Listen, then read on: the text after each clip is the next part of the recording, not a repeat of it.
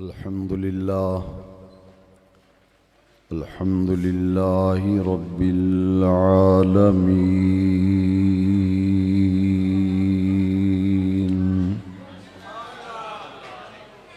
والصلاة والسلام على رسوله رحمة للعالمين،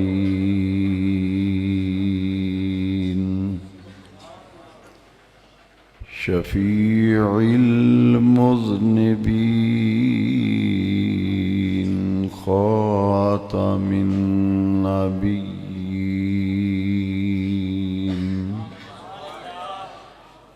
سيد الأولين والآخرين،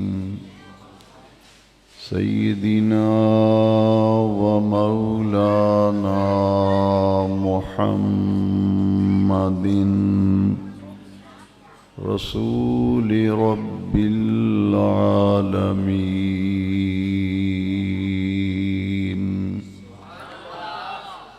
وعلى آله وصحبه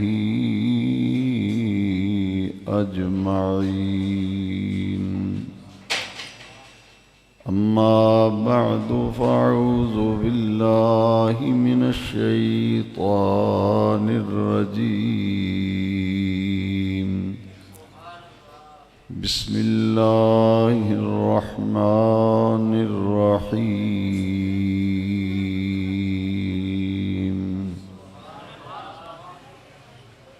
قد جاءكم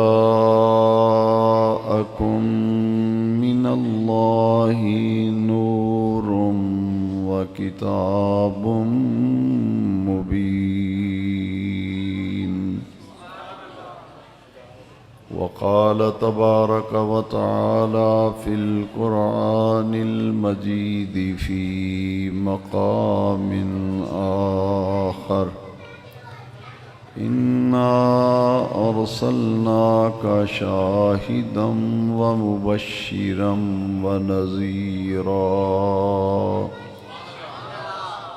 لتؤمنوا بالله ورسوله وتعزروه وتوكروه وتسبحوه بكرة وأصيلا. صدق الله مولانا العظيم.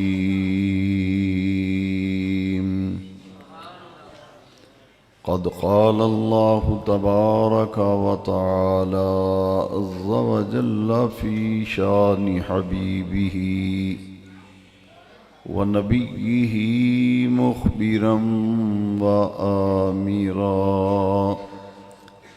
إن الله وملائكته يصلون على النبي يا أيها الذين آمنوا صلوا عليه وسلموا تسليما.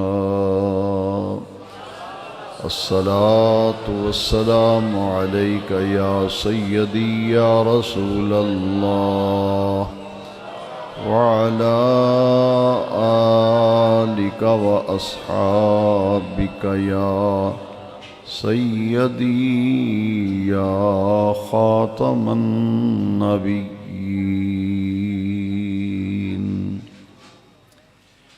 معزز مہمانان گرامی، حاضرین محترم، گرامی مرتبت جناب حاجی محمد منور صاحب اور ان کے فرزندان عزیز کے زیر اہتمام سالانہ محفل میلاد شریف میں ہم سب حاضری کا شرف حاصل کر رہے ہیں۔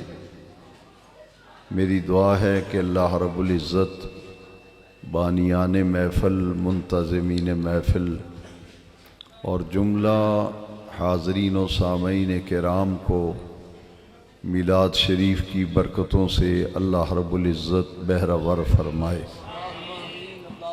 مجھ سے قبل آپ نے خطیب شہیر حضرت مولانا خضر الاسلام صاحب نقشبندی زید مجدہ سے میلاد شریف کے حوالے سے بڑی ہی پیاری گفتگو سننے کا شرف حاصل کیا۔ اللہ رب العزت علماء اہل سنت کے علم و فضل میں اسی طرح برکتیں عطا فرمائے اور دین و مسلک کی خدمت کی توفیق مرحمت فرمائے۔ میرے بہت ہی مہربان اور کرم فرما حضرت مولانا علامہ شاہد ماموس صاحب چشتی گولڑوی زید مجدہ نے آج کی محفل پاک میں مجھے حضور پرنور صلی اللہ علیہ وسلم کے عشق اور آپ کی محبت کے عنوان پر گفتگو کرنے کا حکم ارشاد فرمایا۔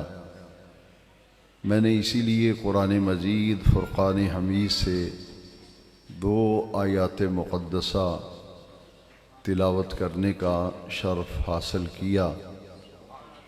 میں صرف قرآن مجید کی آیات اور احادیث کی روشنی میں عشق مصطفیٰ علیہ تحیت و ثناء محبت رسول کے عنوان پر چند بنیادی باتیں آپ کی خدمت میں عرض کرنا چاہتا ہوں۔ میری دعا ہے کہ اللہ رب العزت اپنے نور ایمان سے ہمارے سینوں کو منور فرمائے، اور جب تک ہم زندہ رہیں رب ذوالجلال ہمارے قلوب کو، ہمارے اذہان کو عشق رسول کی دولت و نعمت سے ہمیشہ زندہ و تابندہ رکھے۔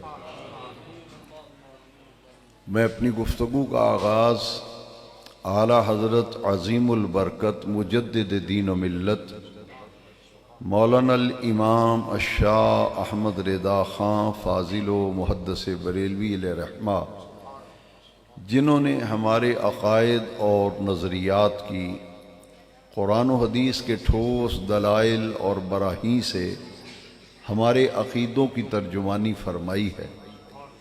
جو موضوع مجھے آج کی محفل میں بیان کے لیے دیا گیا، سیدی اعلیٰ حضرت کے کلام میں اس موضوع کو بڑی خوبصورتی سے بیان کیا گیا، اور میری پوری گفتگو اعلیٰ حضرت کے اسی کلام کی روشنی میں ہوگی۔ دیکھیے ہمارے امام کس طرح پوری ملت اسلامیہ کو عشق رسول کا درس دیتے ہیں اور کس طرح مقام مصطفیٰ کو اجاگر کرتے ہیں۔ میرے امام فرماتے ہیں اللہ کی سر تبہ قدم شان ہے یہ، اللہ کی سر تبہ قدم شان ہے یہ، ان سا نہیں انسان وہ انسان ہے یہ، قرآن تو ایمان بتاتا ہے انہیں، قرآن تو ایمان بتاتا ہے انہیں، ایمان یہ کہتا ہے کہ میری جان ہے یہ۔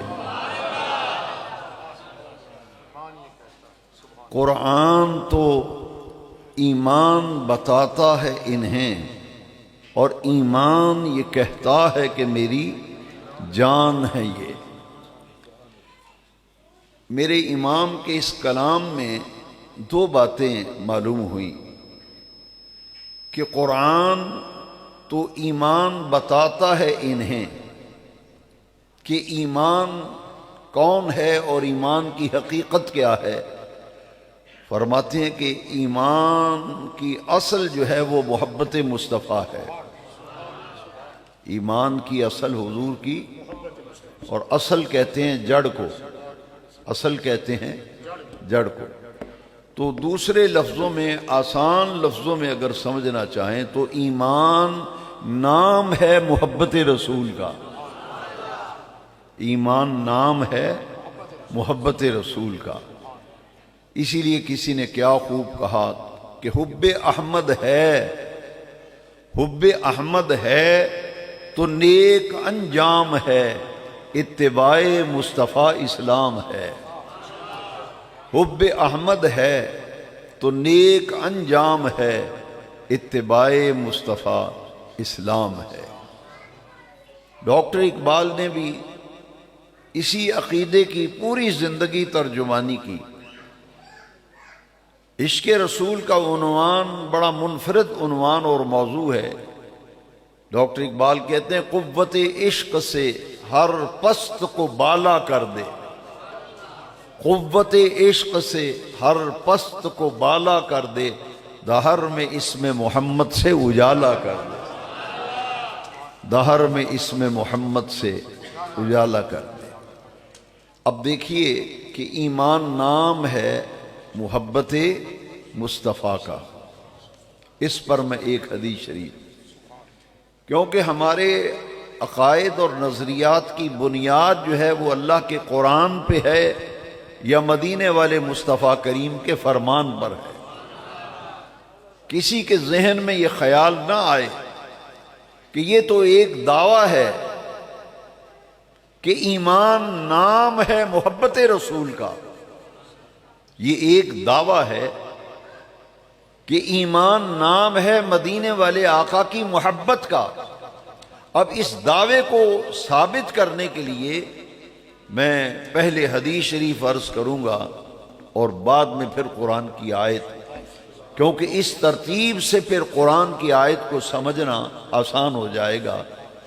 حدیث شریف سنیے، میں اس کا ریفرنس بھی کوٹ کر دوں. یہ سیاستہ میں ابن ماجہ شریف میں یہ حدیث شریف ہے. جو لوگ حدیث پڑھتے پڑھاتے ہیں وہ جانتے ہیں کہ احادیث کی کتب میں سیاستہ کا کیا مقام ہے، اور سیاستہ میں ابن ماجہ شریف میں یہ حدیث پاک موجود ہے کہ ہم سب کے پیارے آقا و مولا ناطق وحی رسول الثقلین تاجدار کائنات میلاد والے آقا علیہ السلام نے فرمایا لا یؤمن احدکم حتی اکون احب الیہ من والدہ وولدہ والناس اجمعین.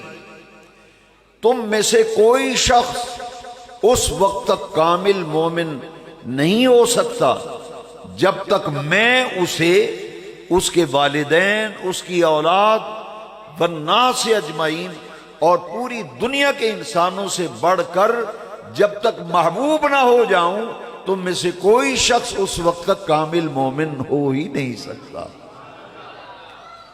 یہاں رشتے گنوائے نا حدیث شریف کے اندر، لا یؤمن احدکم حتی اکون احب الیہ من والدہ وولدہ والناس اجمعین، والدین، اولاد، والناس اجمعین، پوری انسانیت سے بڑھ کر جب تک مدینے والے آقا کا پیار اور محبت دل میں نہیں ہوگا اس وقت تک ایمان کامل نہیں ہوگا.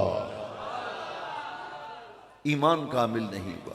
اس حدیث شریف سے معلوم ہوا کہ ایمان کامل ہوتا ہے دنیا کے ہر رشتے، دنیا کے ہر تعلق سے بڑھ کر مدینے والے کا پیار دل میں سما جائے، اور جس کے دل میں دنیا کے ہر رشتے، دنیا کی ہر شے سے بڑھ کر پیارے آقا کا پیار اور محبت سما گیا، وہ سمجھ لے کہ میرا ایمان کامل ہو گیا، میرا ایمان کامل ہو گیا. میں اس حدیث شریف کے بعد ایک اور حدیث شریف لانا چاہتا ہوں کہ حضرت عمر فاروق اعظم رضی اللہ عنہ، ابھی آپ نے سنا حضور کی حدیث شریف، علامہ خضر الاسلام بیان فرما رہے تھے کہ حضور نے فرمایا لو کان بعدی نبی لکان عمر، میرے بعد اگر سلسلہ نبوت جاری رہنا ہوتا تو میرے بعد عمر بن خطاب نبی ہوتے. یہ حضرت عمر فاروق اعظم وہ ہیں کہ 1.25 لاکھ صحابہ میرے نبی کریم کے مرید ہیں، مگر 1.25 لاکھ صحابہ میں اکیلا عمر بن خطاب میرے مدینے والے آقا کی مراد ہے۔ رب سے مانگ کے لیا عمر بن خطاب کو، اللہم اعز الاسلام بعمر بن الخطاب، اے رب کریم اسلام کو طاقتور بنا، اسلام کو غلبہ عطا کر، شان و شوکت عطا کر، عز و شرف عطا کر۔ کس کے ذریعے؟ بعمر بن الخطاب، عمر بن خطاب کے ذریعے سے اسلام کو طاقتور بنا۔ رب سے مانگ کر لیا۔ میرے آقا کی مجلس میں حضور کی صحبت میں حاضر خدمت ہیں، تو عرض کرتے ہیں یا رسول اللہ صلی اللہ علیہ وسلم، آپ مجھے میرے جان کے علاوہ، میری جان کے علاوہ آپ مجھے ہر شے سے محبوب ہیں، میری جان کے علاوہ مجھے کائنات کی ہر شے سے آپ پیارے ہیں، محبوب ہیں۔ میرے آقا کریم نے جب سنا تو حدیث شریف میں ہے، رحمت کائنات نور مجسم صلی اللہ علیہ وسلم فرمایا، اے عمر ابھی تمہارا ایمان کامل نہیں ہوا۔ رب سے مانگ کے لیا تھا نا۔ عمر بن خطاب کہتے ہیں میری جان کے علاوہ باقی ہر شے سے آپ مجھے محبوب ہیں۔ وہ حضور فرماتے ہیں ابھی تمہیں ایمان کا کمال حاصل نہیں ہوا، تمہارا ابھی تم کامل الایمان نہیں بنے۔ جب سرکار نے یہ فرمایا تو عمر بن خطاب کے پاؤں تلے سے زمین نکل گئی، کیونکہ رب سے مانگ کے لیا تھا۔ اور پھر سرکار فرمائیں کہ میرے بعد اگر کوئی نبی ہوتا تو عمر بن خطاب ہوتا۔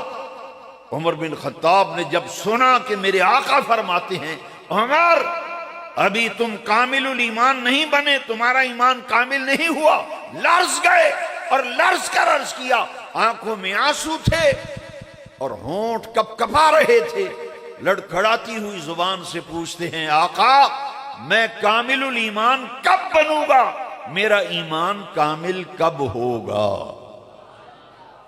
میرا ایمان کامل کب ہوگا؟ میرے آقا نے جو فرمایا نا، میری آنے والی گفتگو کو سمجھنے کے لیے حضور کا یہ ارشاد بڑی توجہ سے دل پہ نقش کریں۔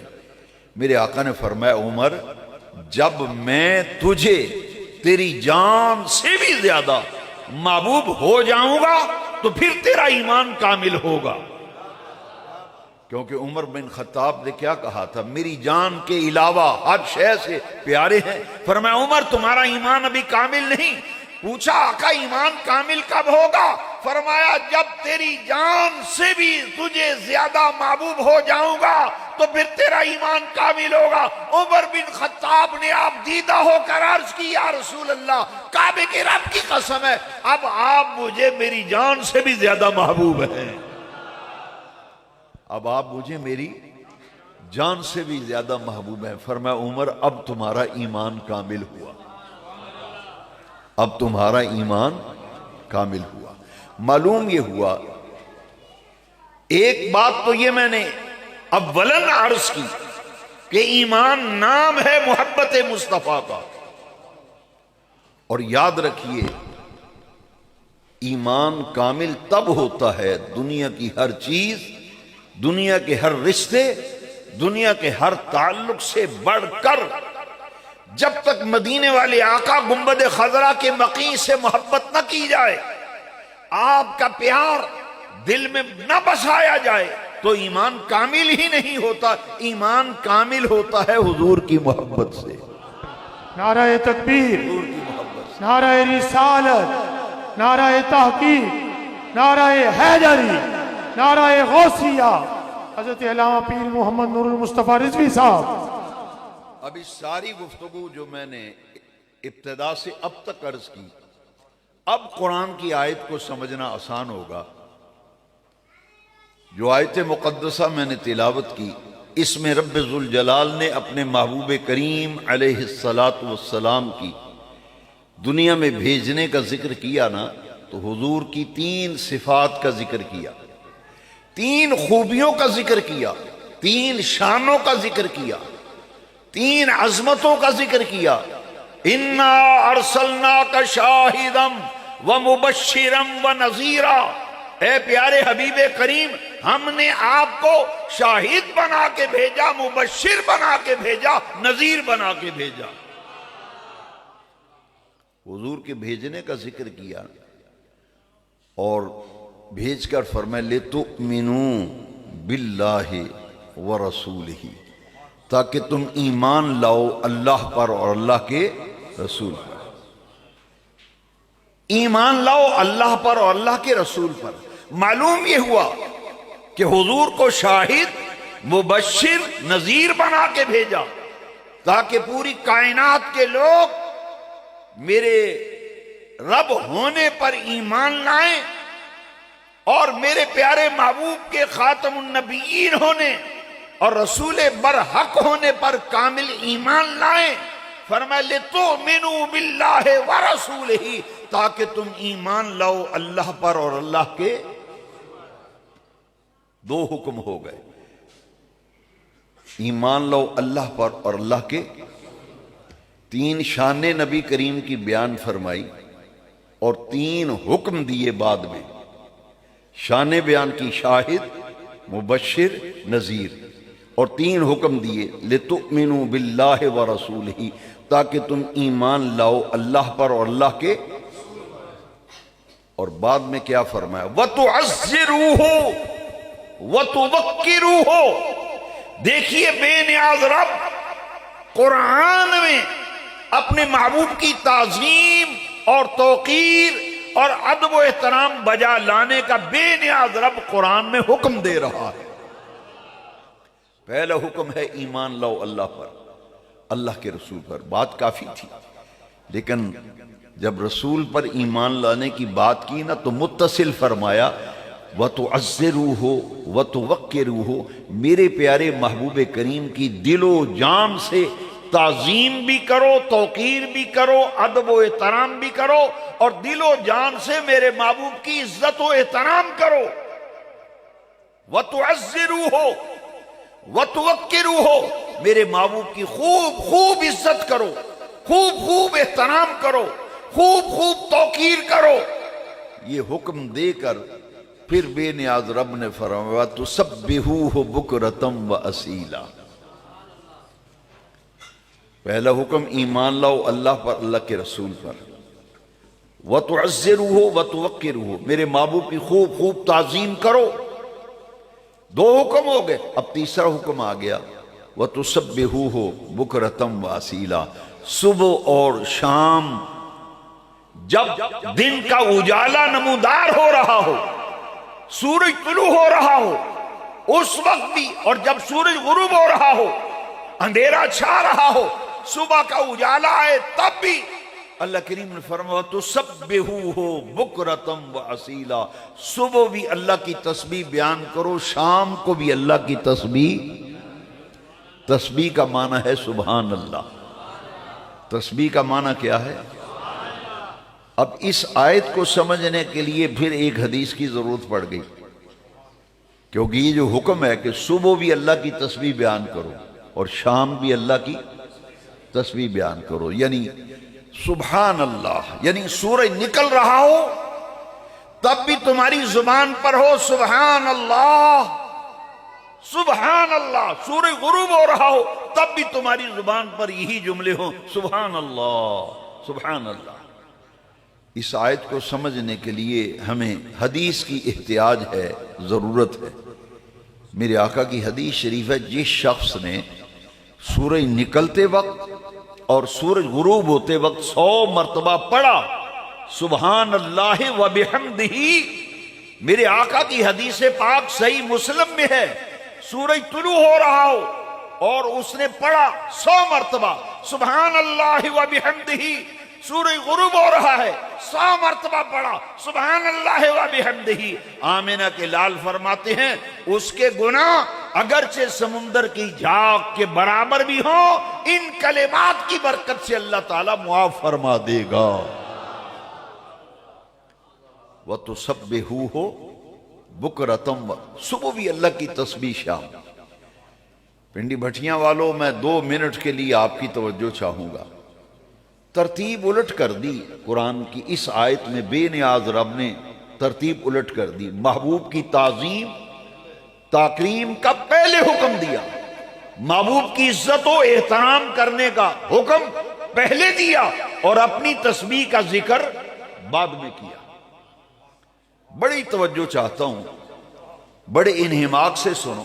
بے نیاز رب، چاہیے تو یہ تھا کہ تو اپنی تسبیح کا ذکر پہلے کرتا اور محبوب کی تعظیم و تکریم کا حکم بعد میں دیتا، مگر بے نیاز رب، تو نے اپنے محبوب کی عزت کرنے، احترام کرنے، توقیر اور تعظیم کرنے، ادب بجا لانے کا حکم پہلے دیا، اپنی تسبیح کا ذکر بعد میں کیا۔ فرمائی اس لیے تاکہ لوگوں کو علم ہو جائے میں ذکر و عبادت و نماز و روزہ و حج و زکات اس کی قبول کرتا ہوں جو میرے محبوب کی پہلے تعظیم و توقیر کرے گا۔ سرکار کی آمد، سونے کی آمد، مدنی کی آمد، آمد مصطفیٰ، سب تو بڑی عید مبارک، سب تو بڑی عید مبارک۔ اس لیے حضور کی تعظیم کا ذکر پہلے کیا، اپنی تسبیح کا ذکر ترتیب الٹ اس لیے کی کہ اگر میری نماز پڑھنی ہے، میرے حکم کے مطابق روزہ رکھنا ہے، میرے حکم کی تعمیل میں زکوٰۃ دینی ہے، حج کرنا ہے، کوئی نیک عمل کرنا ہے، تسبیح کرنی ہے، ذکر کرنا ہے، تو عبادت سے پہلے میرے محبوب کی تعظیم و توقیر بجا لاؤ، اور جو میرے محبوب کی تعظیم و توقیر، محبت اور عشق، ان تمام آداب کا لحاظ رکھے گا، عبادت میں صرف اس کی قبول کروں گا، اس کی قبول کروں گا۔ ایک آیت اور ہو جائے، وقت اتنا ہے کیونکہ بات سمیٹنی ہے نا۔ دیکھیے عزت کا لفظ قرآن میں آ رہا ہے، عزت رسول کوئی معمولی مسئلہ ہے؟ ناموس رسالت، عظمت رسالت، مقام رسالت، تعظیم مصطفیٰ، ادب مصطفیٰ، عشق مصطفیٰ، یہ معمولی ٹائٹل اور عنوان نہیں ہے۔ ذرا غور فرمائیے، بے نیاز رب نے 28ویں پارے میں سورہ منافقون میں فرمایا وَلِلَّهِ الْعِزَّةُ وَلِلَّهِ الْعِزَّةُ وَلِرَسُولِهِ وَلِلْمُؤْمِنِينَ، ساری عزتیں اللہ کے لیے ہیں، اللہ کے رسول کے لیے ہیں۔ وَلِلَّهِ الْعِزَّةُ وَلِرَسُولِهِ، جدا کرو حضور کو خدا کی ذات سے، ذکر مصطفیٰ کو ذکر خدا سے ذرا جدا کر کے دکھاؤ۔ یہاں تو بے نیاز رب فرما رہا ہے وَلِلَّهِ الْعِزَّةُ وَلِرَسُولِهِ وَلِلْمُؤْمِنِينَ، ساری عزتیں تو اللہ کے لیے ہیں، اللہ کے رسول کے لیے ہیں، رسول اللہ کے غلاموں کے لیے ہیں۔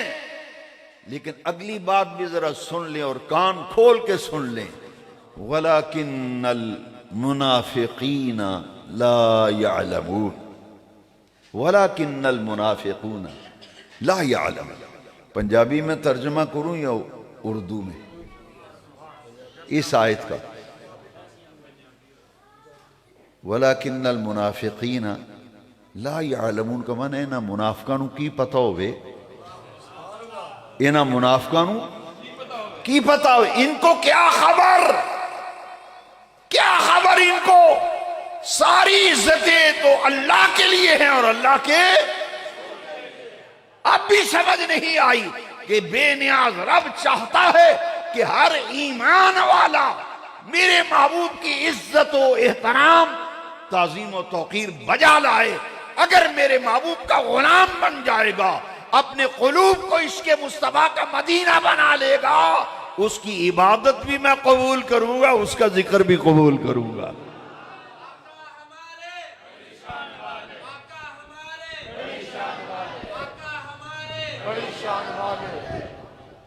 خدا کرے قبول ہو، خدا کرے قبول ہو، قبول ہو، قبول ہو۔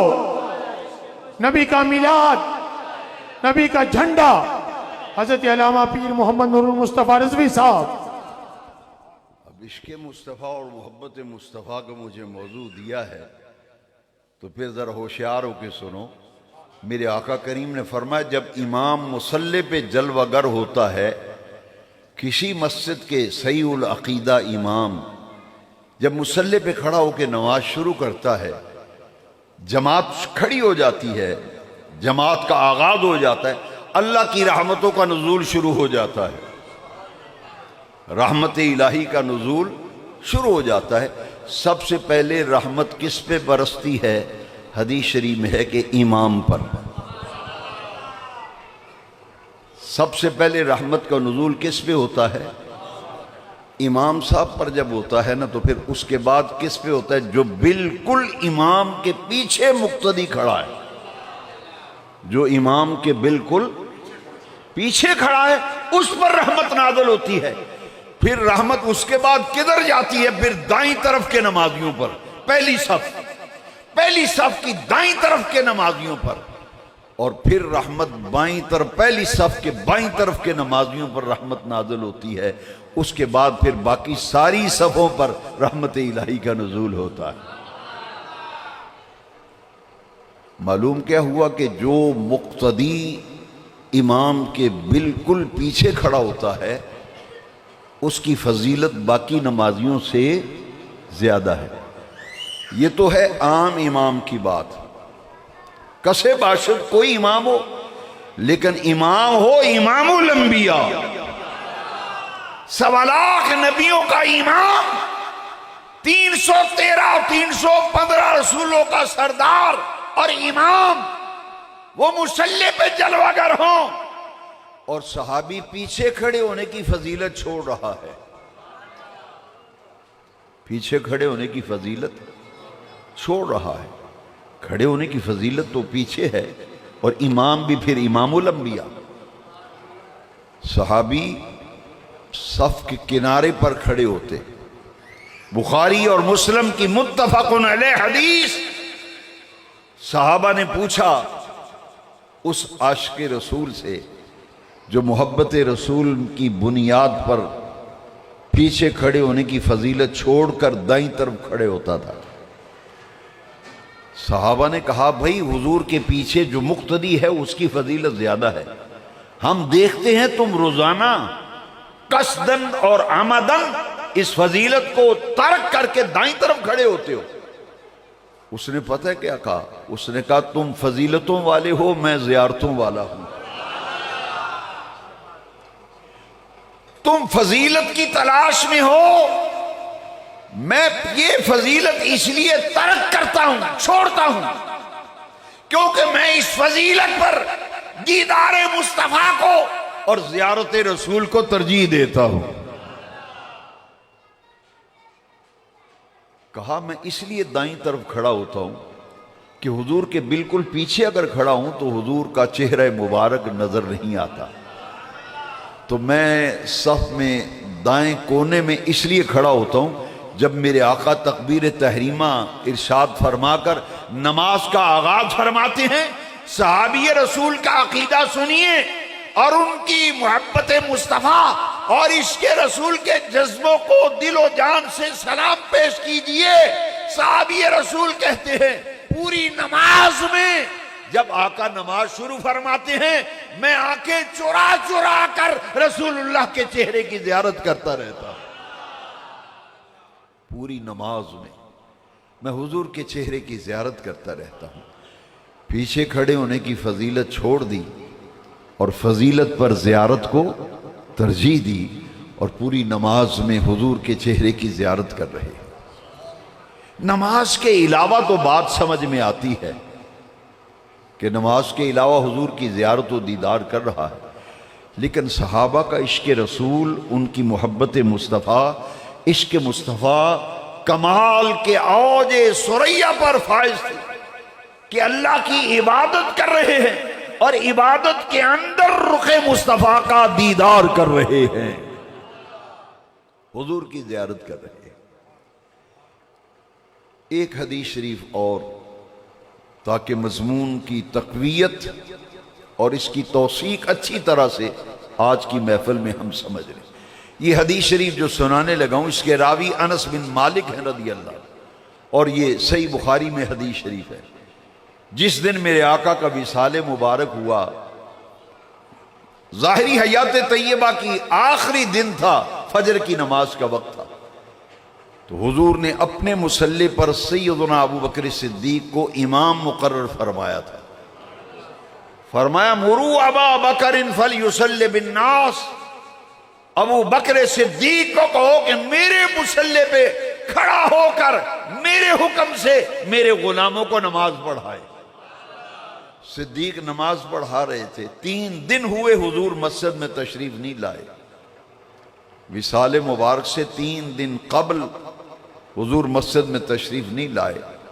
یہ وصال مبارک جس دن ہوا وہی دن تھا، پیر کا دن، فجر کی نماز تھی۔